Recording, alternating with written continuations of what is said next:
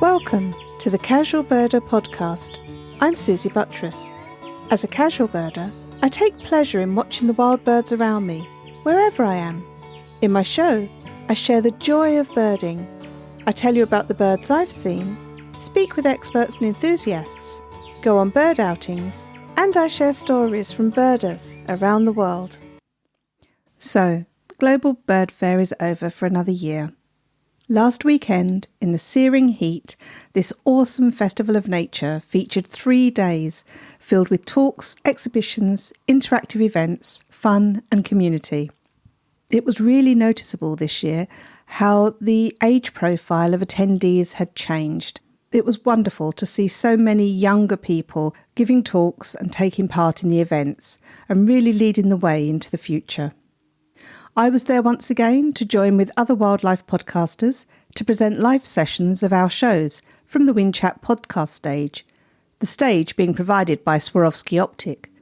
My thanks to my fabulous guests who you'll be hearing from in future episodes. On stage I was joined by Dr. Stu Butchart, Chief Scientist leading the Global Science Division at BirdLife International, Dale Forbes, a lifelong naturalist and conservationist and Head of Marketing Strategy and Insight at Swarovski Optic, Emily Broad-Kumar, a lifelong birder from Essex known as the South End birder, Dr. Tonya Cochrane, passionate conservationist and Managing Director of Inala Nature Tours, and Mary Colwell, author, conservationist and Director of Curlew Action. And in interviews away from the podcast stage, I spoke to Zach and Mike Dilger. Mike is a well-loved past guest of the show, and I was delighted to meet his young son, who's growing into a knowledgeable birder and conservationist himself. Hugh Pollard, known as the Young Birder, Hugh champions the role of young birders in conservation. Jim Wynn from Action for Swifts, who taught me all about the various swift nesting boxes. Hannah from Edge of the Hedge podcast, who I was delighted to chat with, and I'm looking forward to listening to her new season of episodes. And I conducted several mini-interviews with podcasters and other members of the wildlife community that I came across as the event was closing, which are presented later in this episode. So much work goes into making this huge event a success, and thanks are due to Tim Appleton and Penny Robinson and the enormous team of volunteers who made sure everything went smoothly. And big thanks also to Charlie Bingham for organising the podcasters and guests for the podcast stage, and to Oscar Henderson, our wonderful sound producer. Global BirdFair always supports a specific conservation project, and this year it was for safeguarding ocean species. Longline fishing vessels use a main line that can extend up to 100 kilometres. You heard that right. And they contain thousands of baited hooks. These attract seabirds, such as the Antipodean albatross. As the lines are deployed, the birds grab what looks like easy prey, but can become snagged on the hooks and dragged underwater to drown. These birds do not need to die. And solutions do exist. For example, bird scaring lines, known as Tory lines, use colourful streamers to scare seabirds away. A portion of the funds raised by the sale of Global BirdFair tickets will be used to support local groups to produce Tory lines and champion best practice for sustainable fisheries. If you'd like to support this project, you'll find a link to BirdLife International in the episode notes. So, how did my BirdFair go?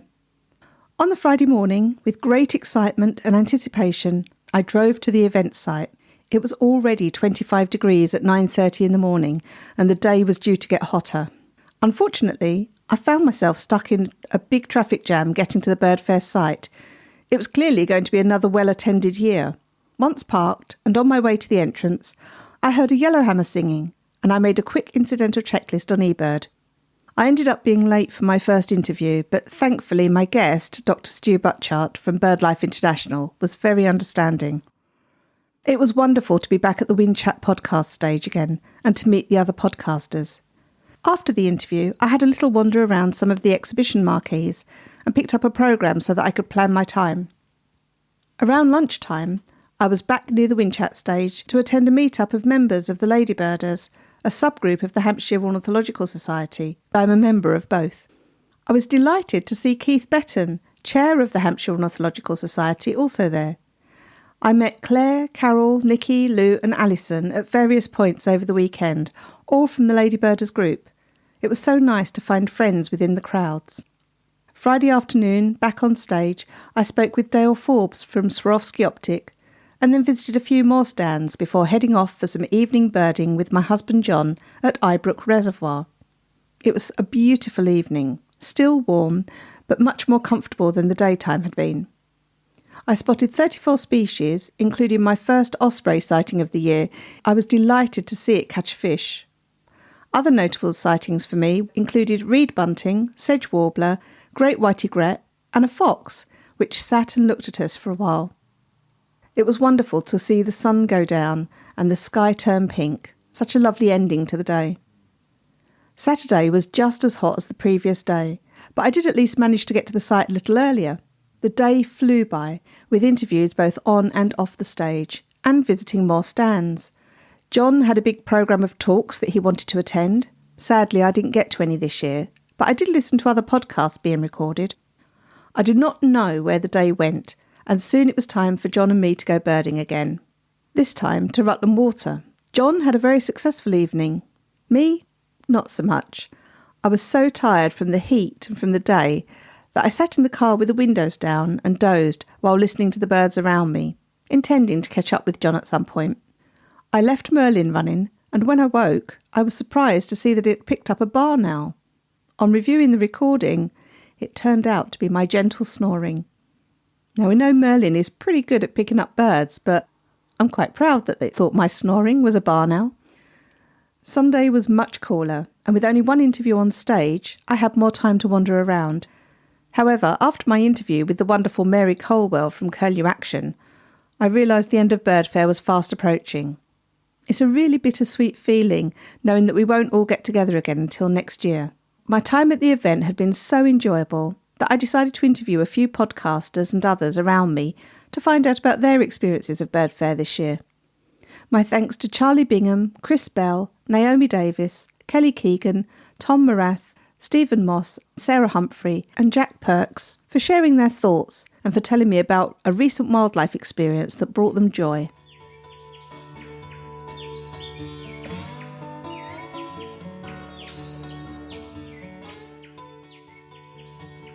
Charlie, we're on the last few moments of BirdFair. I can't believe it. Could you just tell us who you are and what you do? Hello, I'm Charlie Bingham. I am an author of The Life-Affirming Magic of Birds, and I am the outreach and communications lead for Curlew Action. Oh, right, yes, of course. And I spoke earlier on today to Mary from Curlew Action, and yes, that was quite an emotional talk, but she's a fantastic speaker. Mm-hmm. How have you found BirdFair? Do you know what? It's been lovely. It really has been lovely. It's been very hot. I am very much feeling the fact that it is the end of day 3, but I've really enjoyed it. It's, it's the one time of the year where we all get to be together in the same place, all with the same goal, and it's just absolutely gorgeous. I organised the podcasting stage alongside Oscar Henderson, and it's such a lovely opportunity to get everyone together and just celebrate this and being here. So there's nothing else like it. Yeah. And I just want to say, on behalf of the podcasters, I'm sure I can speak for everyone, thank you so much for what you do. Have you had a wildlife experience or a bird experience recently that's brought you joy? Yeah, actually, I had a really frustrating one yesterday. It was frustrating but good. So whilst everyone was having a disco party last night up in the catering zone, I decided to try and repeat an experience that I had last year. So last year, a few of us went down to the lake, the reservoir, and we accidentally saw, I think it was 3 barn owls at sunset, and it was absolutely beautiful. And so we all met accidentally this year again, and we were like, shall we do it again on the Saturday night? And so we were like, okay, yeah, well, we won't do the disco, we'll go and do this instead. And we stood for an hour and a half. And it was very frustrating because there was absolutely nothing, but the sunset was beautiful, the people were beautiful, the conversation was nice. It was so, I won't get an opportunity again for another year to be with those exact people in that exact place. And it was very frustrating that we didn't see a barn owl. But on the drive home at midnight, guess what flew over the car? No way. A barn owl. So I saw my barn owl, wasn't with the people, but instead it didn't actually matter that we didn't see it because we were, it was an hour and a half of just taking time out from the chaos and just enjoying the sunset. It was beautiful, yeah. Oh, thank you so much. We'll look forward to seeing you again next year. I look forward to having you on the podcast before then. And thank you so much for everything you do. Thank you. Thank you for your, everything you do, because you're an integral part of this. You're like a BirdFair veteran now, and with podcasting veteran, it's amazing. So please keep coming back and please keep doing it. So thank you. Absolutely. Thanks. Hi, my name's Chris Bell. I work as a guide and tour designer, sales, everything really for Birding Experience, a bird watching and nature tour company based out of Quito. I'm in Colombia myself. How have you found BirdFair this year, apart from hot? It has been very hot, but no, I always love BirdFair. BirdFairs are fantastic. We were just talking about it. I'm always kind of sad when BirdFair ends because I have to go back into the real world where not everybody wants to talk to me about birds all the time. But I've had a great time. Working on a stand is a different kind of experience because there's all these amazing things out there that I never really have time to go and see. But I get to meet up and catch up with people from all over the world, guides who I never see or I see once a year, and we all get to hang out. And while I'm in England, I get to speak Spanish again, which is great because I always miss speaking Spanish. It's been fantastic. Always great. That's amazing. So we'll look forward to seeing you at future bird fairs, I hope. Can you tell me about a wildlife experience that you've had recently that has brought you joy? I can, yeah, and it won't be about South America, which is funny because all my experiences are normally South American, but last week I was in Romania for a week with my parents. When I come back to the UK to do BirdFair, we also do little trips together and stuff. And a bird I've always wanted to see is a Wallcreeper. I just think Wallcreeper is one of the coolest birds in the world. They're really beautiful. They live in really beautiful, isolated places. They're hard to see, and they have an unusual behaviour. They do something that kind of no other bird does. And I was fortunate enough to find a nesting pair still feeding chicks on the Trans-Făgărașan Highway, which is one of this incredible winding highway through the Carpathian Mountains in Romania. And I just had this... And the road happened to be blocked, so we were stuck for 4 hours, which I was delighted by because I got to spend 4 hours just sitting, having this incredibly intimate experience with one of the birds I've always wanted to see as it flew in, flapped its wings, walked on the floor in front of me. Just mind-blowing. I absolutely adore Wallcreepers. I've been lucky enough to see them a couple of times in my life, but I was, funnily enough, just talking about it with someone. He was mentioning about how they're actually quite hard to see because they have large foraging areas, so they'll sort of dip in and out of places, so you can't guarantee where they're going to turn up. So amazing you saw one. But you mentioned it's quite an unusual bird. It's got something unusual about it. Can you just tell me a quick bit about Wallcreepers? I just think, imagine like a tree creeper, but instead of the tree, it's just these sheer rock faces in the middle of like remote mountain areas. So it sort of has this incredible grip strength. It's clinging to these. I mean, it was basically nesting inside the wall of a concrete tunnel. So it's something that you could never get a grip on, and it's climbing up this vertical rock face. They fly like big butterflies flapping their wings around, and when they're on the walls, they flick their wings open like moths. They kind of look like moths. I just think, yeah, they're really unusual. And I don't really think there's any other bird that lives that kind of lifestyle. And yeah, that was so cool. And they are really hard to see. You sort of see a picture of them, you think, I'd see that walking up and down a wall, but then you see these 1,000-metre high rock faces, and they just blend in because when their wings are closed, they're grey and black like the rock, but they have this bright flash of red when they open their wings. And yeah, just an overall great bird. That is superb. Thank you so much for sharing that with us. I hope to see you again at a future bird fair. Absolutely, looking forward to it, and yeah, see you next year, and can't wait to be back. Naomi, tell me a little bit about what you do. What don't I do? So for my day job, I am an ecologist. And for funsies, I am a regional representative for the British Trust for Ornithology. I'm the chair of my local wildlife trust group, and I'm the chair of my local bat group. Okay, so just a couple of little things then. Yes, keep it casual, keep it light. Have you been to BirdFair before? Last year was my first year, so this is only the second year I've been, and it is absolutely fantastic. What sort of things have you been up to? This year, I've kind of been trying to be a bit more free and easy. Last year, I literally wrote down a schedule with timings and everything, and that went out of the window by about 11 o'clock on Friday morning. So this time, I've been catching up with friends, seeing new people, meeting new people, engaging a lot with the youth, I think, and supporting people with their local businesses and art, creativity, and all of that sort of thing. Sounds like you've had pretty rewarding time then. I have, and I am absolutely exhausted. But we'll see you back next year? 100% try and keep me away. Have you had a wildlife encounter recently that's brought you joy? I'm going to be really annoying because every wildlife encounter brings me joy, but I will focus on something that I do regularly every year, which is monitoring pied flycatchers in my local woodlands in West Wales.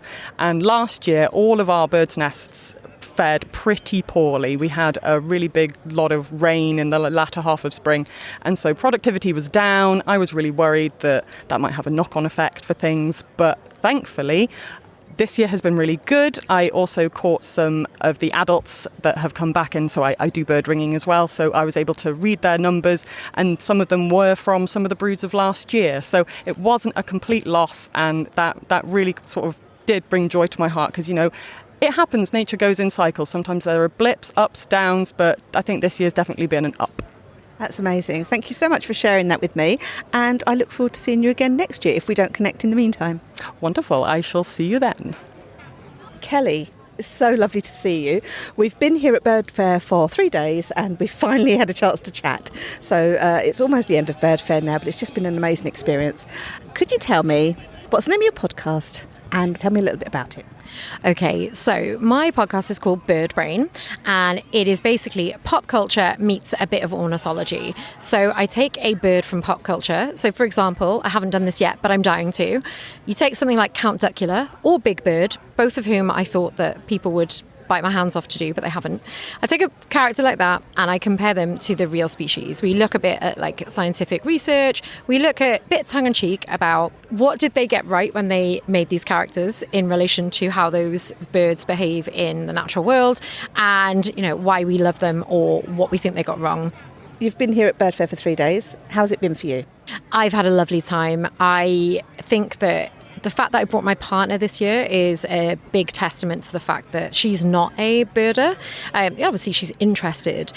But the fact that I could say to her confidently, listen, you don't need to have fancy kit to come here. You don't need to know and be able to identify loads of birds, because this is a place where you can come and learn. Like, you can take part in the quiz, which we did last night, and we came last. Her and I came last, because there are teams there that are getting full marks.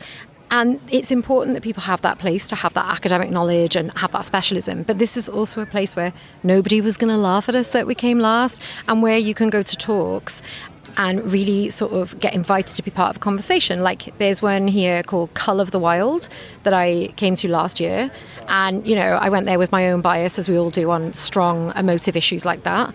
And even though it didn't change my view on culling animals, which I don't like, the arguments that were put forward and the research that had gone into it allowed me to see some of the nuance in it and understand some of the reasons why these issues are still being debated and potentially implemented.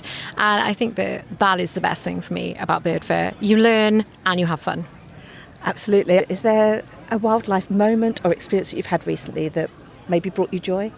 Yeah, I'm actually super relieved that you've interviewed me today, because this morning I went out, and I can't remember the name of the lady, but there's a lady here who's a taxidermist, and she was talking about a lot of online hate that she's received, despite the fact that people don't understand her practice or how she's got those animals in the first place.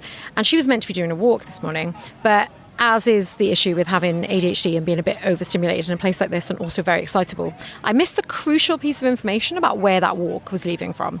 So I was wandering around this morning at 10 a.m. trying to find her, didn't find her, bumped into David Lindo. I'm sure a lot of your listeners know who that is, but if they don't, that's the urban birder. Lovely gentleman, very charismatic. He seemed to be stood with a group, and I was like, maybe the taxidermist is joining them. Maybe they're going for a walk. I didn't even ask. I just followed them. I just wandered off the site with them, and I ended up having like 45 minutes listening to David Lindo looking out at birds. And he immediately said, oh, that's a blackcap singing. And I kid you not, I know that they're really common. I've been using the Merlin app for the last year. I keep hearing blackcaps everywhere. I have never seen one. It doesn't matter how many times I've had success stories with other birds where I hear them and I wait and I look, I haven't seen them. This morning I was laughing away to myself. I was like, that bloody blackcap again, I haven't heard it. I can hear it, I can't see it. And I happened to very quietly say to the people next to me, well, I haven't seen it. And everyone's seen one in the whole group. And later on, the lady next to me just gave me her binoculars and was like, it's there. And the gentleman behind her had a really fancy camera that I could never hope to own, and he'd recorded it in slow-mo. So between the two of them, they showed me it live in the moment and then showed me the recording of what I just watched. And for me, that's what BirdFair's about. I think a lot of people assume that, people will be too stuffy. They're looking at me thinking, who's this chump that's turned out without binoculars? But I know they're not thinking that, and they let me know they're not thinking that. And I think sometimes you just have to put yourself in the space, and that gave me loads of joy. I didn't feel the need to pretend that it's seeing a rare species, because that's rare to me. Yeah. And it doesn't matter how common it is if I haven't seen it. So I got to see it today, and it was amazing. That is fantastic. Oh, I'm so pleased to hear that. I'm glad you've had a wonderful BirdFair. I've really enjoyed speaking with you, and I hope we'll speak again in the future before next BirdFair. And thank you so much for joining me. Thank you so much. And I'm looking forward to you being a guest on Bird Brain. We'll just have to hash out what character we do together. I can't wait. Thank you so much, Kelly. I'm Tom Morath. I'm from the Hawke Conservancy Trust, and I'm the Deputy Head of Living Collection there. So a big part of my job is to care for the birds that live with us down at our visitor centre in Hampshire. And I'm also the host of Nature's a Hoot, which is our wildlife podcast. We talk largely about conservation with birds of prey, but also touch on kind of other issues that is facing wildlife more generally. Obviously, birds of prey are sort of apex predators and are reliant on the health of the rest of the ecosystem. So it means we kind of talk about some of the things that are impacting raptors, and invariably that means talking about other species as well. So how have you found BirdFair this year? It's been fantastic. We were just talking before we started recording here that my brain can't comprehend that it's been 3 whole days of talking to people, but my body definitely knows it, because it's exhausting but absolutely brilliant, isn't it? And I can't believe we've got to wait another whole year to come back again and do it all over again. Yeah, we'll definitely be here again next year. It's just such an amazing event. The chance to connect with people, listen to amazing talks, listen to wonderful podcasts too. Yeah, definitely. Yeah, and everyone's so nice, aren't they? You know, we're all here for the same reason. We've got a genuine love and passion for birds and nature, and so everybody's just trying to help everybody else out, really. There's no I feel like there's no hierarchy, really. Everybody's just in it together, which is so lovely to find in a world where everybody's got to be the best at everything, you know. Yeah, I think that one of the things that I really appreciate about it is the podcast area has been growing year on year, and it is fantastic to hear all the different types of podcasts that all talk about birds or nature, and to hear the different approaches we all have. We all come to it from our own perspective and create something that others can share in. And one of my guests recently said to me, it's really important that we love nature, because if we love it, we'll care about it. And I feel like finding the bit of nature that works for you, it's a little bit like the podcast. You know, it's a lot of work that goes into making a podcast. If you found a way of presenting your ideas through podcasts and it resonates with others, then that's just amazing. Yeah, well, they say, don't they, you know, if you find something you love, you'll never work a day in your life, and it's so true. Like you say, running a podcast is a tricky thing.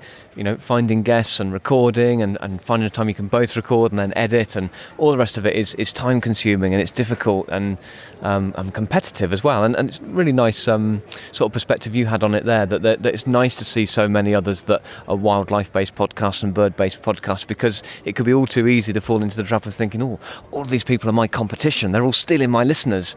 But actually it's the opposite. If you talk to more people and we connect more, people like you're doing here, you're chatting to me and giving me an opportunity to talk about my show, which is so kind of you. But you know, actually it helps to kind of cement those bonds between us all, doesn't it? And we're all here for the same reason, as I said. Absolutely. It makes me think of, because when I first started the podcast, I thought people would be competitive, and I found such a lot of help from others. And I think back to, if you're watching a TV show, you don't only watch one TV show till that's finished and never watch anything else. It depends on your mood, it depends on what you fancy. And I feel that way with podcasts, because we come with all such different approaches. It's absolutely fine to listen to other podcasts. You know, lots of my listeners tell me about the other podcasts they listen to. And it depends on your mood. You know, if you fancy something funny, fancy something a bit raunchy, something very research heavy, you've got it. If you want something calming and listening about joy, it's my one. But, you know, we're all there in the same space. And, you know, we all have the WhatsApp group. I've said before, you know, how we all connect on that. And, you know, if someone's got a question, we all help out. And it's a really lovely community. Yeah, I mean, let's face it, we do it, don't we? We listen to each other's shows and other podcasts, even if it's not in the realms of wildlife and nature. And, you know, we all kind of like pinch ideas and think that's great. Or you hear somebody being spoken to from somebody else's podcast that they would make a great guest for this idea that I've got. So it might not be exactly the same thought, but yeah, we all are inspired by each other, and that forges a great community for sure. It really does, it really does. To finish on, what's a wildlife encounter you've had recently that's brought you joy? That's an easy one, because just last night, I haven't seen one in the wild for a little while, and I saw a barn owl on the side of the road, sat on the fence post. It looked at me as I drove along at about midnight last night, and then flew over the neighbouring field. And I think anybody who's ever seen a barn owl will agree that it's such a special moment. And I see barn owls every day as part of my job, but to see one in the wild, in its habitat, it's a real one, if you like, is super special, and that is so joyous. Thank you so much for speaking with me, Tom. It's been lovely meeting up with you again. Suzy, it's been a pleasure. Thanks so much for this. It's great. My name's Stephen Moss. I'm a naturalist and author, and apart from the searing heat on Friday, I've enjoyed my 32nd BirdFair in a row enormously. They're dismantling some of the stands around us, so there are some knocks and noises going on. But yes, it was extremely hot, but I imagine people constantly were coming over and introducing themselves and saying hi. They do, but I love it. I mean, I'm terrible. I've got slight face blindness and name blindness, so I can remember people. I know what they do, and I can't always remember their name, including quite close friends and my own blood relatives. But no, it's been brilliant. I've loved meeting. I meet new people. I mean, it's quite extraordinary. You know, I meet people I've known for 30 years here. You know, I've seen them every year for all that time. And then new people every time I come, and particularly the young people here. It's a wonderful group of young people, and we've had such a brilliant time with them, including last night's impromptu disco. Yes, I saw some pictures from that and a bit of video. That looked amazing. Can you tell me of a wildlife encounter that you've had recently that brought you joy? I've had one of the most wonderful wildlife encounters I've ever had. I went out about 2 weeks ago, 1st of July, with Brett Westwood, my old friend and colleague, who is a genius when it comes to identifying almost everything, Jim Crace, the novelist, and Greg Legbetter, who's a literary and creative writing guy in Birmingham. And we went to a wood in Worcestershire and we saw 21 different species of butterfly and literally hundreds of most of them. And it was just astonishing. It was like going back in time to when there were lots of butterflies. This is Worcestershire Wildlife Trust, Grafton Wood. Absolutely wonderful. That is superb. Oh, thank you so much for sharing that with me. It's lovely to meet up with you again. Have you got any books coming out? I had a gap year, as I call it, or my daughter calls it. So for a year, since last April till now, I haven't really done much writing, a few articles and a few other bits. And I couldn't really keep it going. So I just last week had a discussion with Penguin Random House, and the 7th bird biography in the series, which will come out not this Christmas but next Christmas, will be on the puffin, which everyone I tell just smiles and says, wow, that's fantastic. So hopefully it'll sell. I look forward to seeing that one. Thank you so much for joining me on the Casual Birder podcast. You're very, very welcome, as ever. Sarah, it's been so lovely to see you again here at BirdFair. The sun's just come back out from behind the clouds, so I will keep this brief so that you don't burn up. Can you tell us who you are, what you do, and how have you found this year's experience of BirdFair? Hi, it's lovely to be here with you again. I think it was not that long ago that we did the last podcast here, maybe 3 years ago at BirdFair. I'm Sarah Humphrey, so I'm also known as Sussex Sarah on social media, and I love to share my photos and videos of wildlife across the UK, the encounters that I've had, the special moments that I've seen, and then it's been great being here at BirdFair talking about all of that and listening to people's experiences in nature as well. And I encourage everyone to go and look at Sarah's pictures on Instagram. She has some amazing experiences. I don't know whether she's just lucky or whether she's just very observant. So I tend to go out in my local patch quite a lot. I'm not a big fan of hides.